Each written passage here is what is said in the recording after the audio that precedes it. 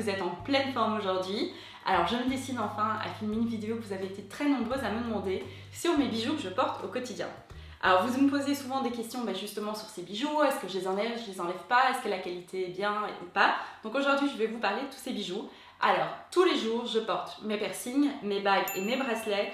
C'est des bijoux que je n'enlève absolument jamais. C'était pas le cas jusqu'à il y a une dizaine d'années. J'enlevais tous mes bijoux le soir avant d'aller me coucher. Maintenant plus, c'est des bijoux que je garde tout le temps sur moi. Je dors avec, je prends ma douche avec, je vais nager avec, je fais du sport avec. Je les enlève vraiment jamais. Les seuls bijoux que j'enlève, c'est mes boucles d'oreilles parce qu'en fait je déteste, j'arrive tout simplement pas à dormir avec des boucles d'oreilles.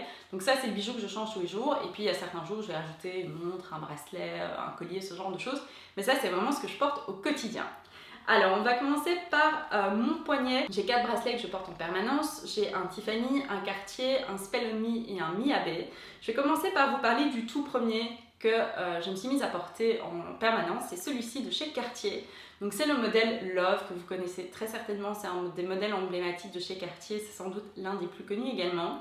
Ça en fait ça a été mon cadeau d'anniversaire pour mes 21 ans. Donc c'est un bijou qui a une place spéciale dans mon cœur. Alors ce bijou, j'ai plusieurs choses à vous dire. Alors tout d'abord, j'ai pris la version ouverte pour plusieurs raisons. Tout d'abord le prix, la version ouverte est beaucoup moins chère que la version complètement ronde que vous fermez avec la petite vis. Donc quand vous achetez quelque chose de ce prix-là, clairement ça fait une différence. Et puis je préfère aussi la façon dont il se met sur mon poignet. En fait quand vous avez un bracelet rond, je vais vous montrer après parce que j'en ai un qui est beaucoup plus rond. Ça fait vraiment un rond autour de votre poignet, alors que celui-ci, comme il est un petit peu plus ovale, il épouse beaucoup mieux le poignet. Je trouve ça beaucoup plus joli. Alors ce bracelet, je l'ai pris en rose gold, et d'ailleurs tous mes bracelets sont en rose gold, pour la bonne et simple raison que je trouve que c'est beaucoup plus doux sur mon teint que de l'or jaune. Je porte quand même certains bijoux en or jaune, mais voilà, je préfère clairement l'or rose sur moi, je trouve que c'est beaucoup plus délicat. Ce bracelet, j'ai aussi pris la version ouverte pour d'autres raisons.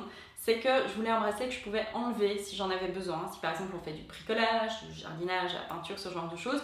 Mais aussi pour passer certains examens médicaux où vous devez enlever vos bijoux. C'est beaucoup plus simple que d'avoir celui avec la petite vis. Et puis, en fait, je m'étais renseignée quand j'avais été chez Cartier. J'avais essayé également celui complètement rond avec la petite vis.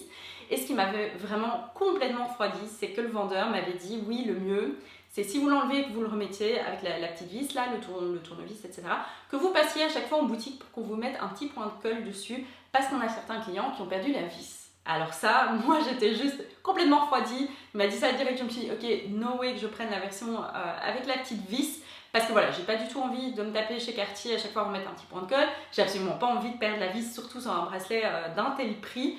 D'ailleurs en parlant du prix, le prix a fameusement augmenté depuis qu'on l'a acheté. Donc moi je l'ai eu il y a 9 ans, c'était un cadeau mais je connais le prix parce que j'avais été en boutique l'essayer, etc.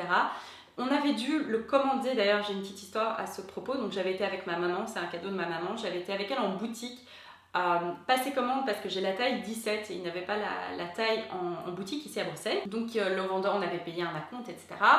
Le vendeur nous avait dit que ça prenait approximativement 3 semaines, quelque chose du genre. Et à l'époque, je vivais à Paris, mais j'avais été à Bruxelles parce que mes parents, enfin ma maman vivait à Bruxelles, enfin vit toujours à Bruxelles d'ailleurs. Et il se fait qu'un mois plus tard, on était à Paris. Elle était venue passer le week-end chez moi. Et on sort un coup de fil de la boutique Cartier pour nous dire qu'en fait, le bracelet n'est toujours pas arrivé et qu'il y aura un supplément à payer parce que le prix de l'or a augmenté depuis et le supplément était vraiment conséquent. Donc là, on s'est très clairement expliqué avec Cartier au téléphone en leur disant que non, on avait payé un acompte sur un prix qu'on nous avait donné à la date de la commande. Il était hors de question de changer le prix, même si le prix de l'or a changé. Ça fonctionne pas comme ça, c'était juste pas possible. Et puis surtout, on s'est fâché puisque le bracelet qui devait arriver au bout de 3 semaines n'était toujours pas du tout commandé, enfin avait peut-être été commandé mais n'était pas du tout en voie d'arriver à Bruxelles puisqu'on nous a appelé au bout de 4 semaines pour nous dire que voilà, il n'arriverait pas tant qu'on ne payait pas le supplément.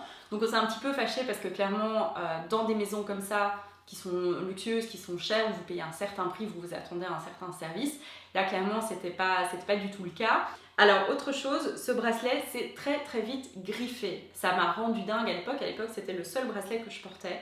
Et je ne fais pas attention dans la vie de tous les jours, mais je fais quand même attention dans le sens où si je fais une activité de type bricolage ou quoi, j'enlève le bracelet. Donc voilà, je ne suis pas ultra précieuse à faire attention ni quoi que ce soit, mais le bracelet c'est très très vite griffé, ce qui m'a rendu dingue.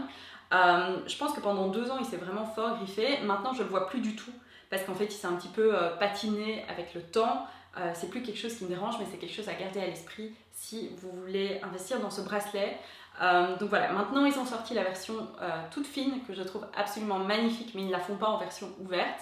Et surtout les prix ont considérablement augmenté. Je connais plusieurs personnes qui l'ont avec la petite version avec la vis qu'on ferme, qui n'ont apparemment pas eu de soucis, mais moi je vous avoue qu'après ce que le vendeur m'a dit, ça m'a clairement refroidi. Donc voilà, ça c'était mon cadeau pour mes 21 ans.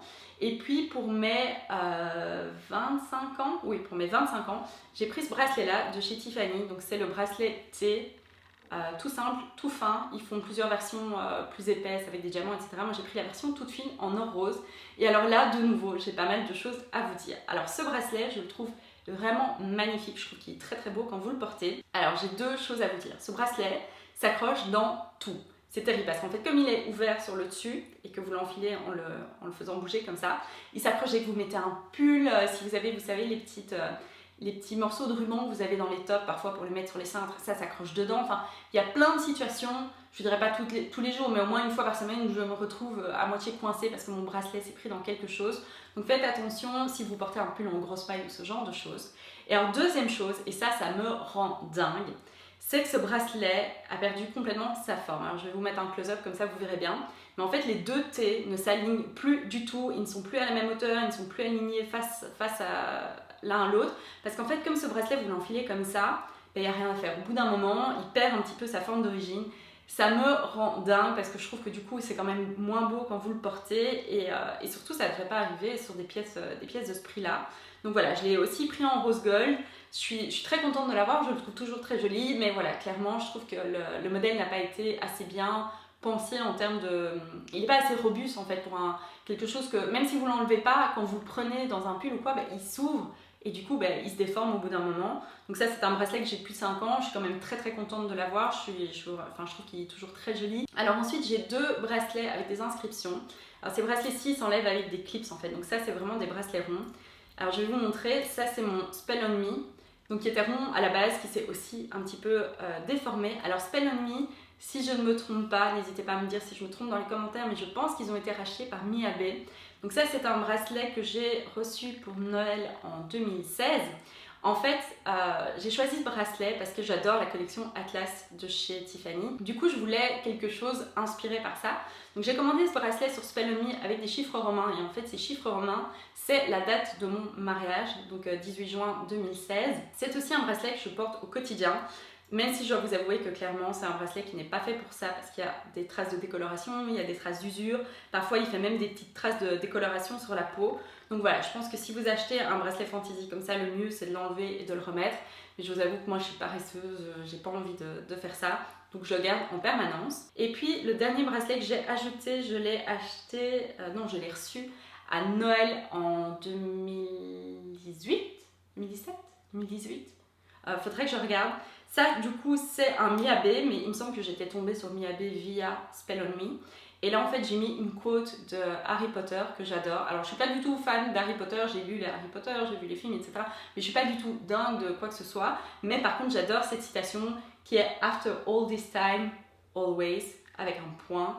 De nouveau, je l'ai pris en rose, enfin en rose gold, c'est pas du tout de l'or ni quoi que ce soit. Ça aussi, c'est un bracelet que je garde en permanence, qui commence à décolorer parce que clairement, c'est pas des bracelets qui sont idéaux à porter au quotidien. Mais voilà, moi je vous dis, j'ai pas envie de m'amuser à tout enfiler le matin, tout enlever le soir, les enlever quand je prends ma douche, etc. C'est pas mon genre de choses. Alors, je vous dirais juste que ce système de fermeture de bracelet, c'est pratique, mais ça arrive qu'ils s'ouvrent. Au moins 1 à 2 fois par semaine, ils vont s'ouvrir quand je joue au tennis, quand je fais la vaisselle, quand je cogne quelque chose. Ils s'ouvrent, ils ne tombent pas fort heureusement et je le sens toujours parce que comme c'est des choses que je porte en permanence, je sens quand ça change. Mais voilà. Alors, passons ensuite à mes bagues. Je vais tout d'abord vous parler de cette bague-ci, qui est en fait ma bague de fiançailles. Alors, vous remarquerez que pour le moment, je n'ai pas mon alliance. Alors, cette bague, c'est vraiment... Mes doigts ont gonflé, c'est terrible. En fait, pour le moment, je n'ai pas mon alliance parce qu'on est en train de faire mon alliance. Je voulais quelque chose un petit peu plus spécial qui aille mieux avec cette bague. Donc, je vous montrerai quand je la reçois, mais en gros, on fait une alliance qui est assortie avec tous des petits brillants sur le dessus, toute fine. Alors, cette bague de fiançailles, j'adore ce bijou.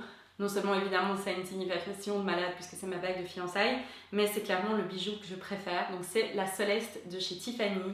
J'adore cette bague. Et pour tout vous dire, je déteste mes doigts. J'ai hérité des doigts de mon papa, ce qui n'est pas très féminin. Et voilà, j'aime pas trop mes doigts. Et cette bague, pourtant, je trouve qu'elle me fait de jolies mains. Donc j'adore vraiment cette bague. Niveau qualité, rien à redire, elle est vraiment très très belle. La seule chose, c'est que je ne suis pas du tout contente du service de chez Tiffany. Parce qu'en fait, quand je l'ai reçue, la bague tournait. Donc elle faisait vraiment comme ça tout le temps, ce qui est toujours le cas à l'heure actuelle. Donc j'ai été chez Tiffany pour voir ce qu'on pouvait faire, s'il fallait la rétrécir ou quoi que ce soit. On m'a conseillé de ne pas la rétrécir parce qu'apparemment elle n'était pas trop grande. Apparemment c'était le poids de la pierre qui faisait basculer la bague. Alors le poids de la pierre, je suis d'accord, sauf que quand même, c'est pas une cartache à la star d'Hollywood qui coûte 2 millions d'euros, loin de là. Et surtout, j'avais pas l'impression que c'était ça, mais voilà, je ne connais pas, je suis pas du tout dans les bijoux ni quoi que ce soit.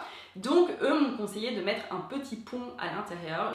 Donc, ma bague, fraîchement fiancée, est partie, je pense, 2 mois à Amsterdam, parce qu'ils n'ont pas d'atelier en Belgique. Est partie 2 mois à Amsterdam pour qu'ils me mettent ce petit pont. Et puis, elle est revenue. Et alors là, comment vous dire, le petit pont qu'ils m'ont mis est ignoble, c'est vraiment pas beau. Ça se voit, moi je le vois quand je porte la bague. Et j'ai été chez Tiffany quand j'étais à Chicago, leur demander conseil et même eux ont été atterrés qu'on m'ait fait ça chez Tiffany. Ils ont cru que j'avais été chez un autre bijoutier le faire, pourtant je vous garantis que j'ai été chez Tiffany.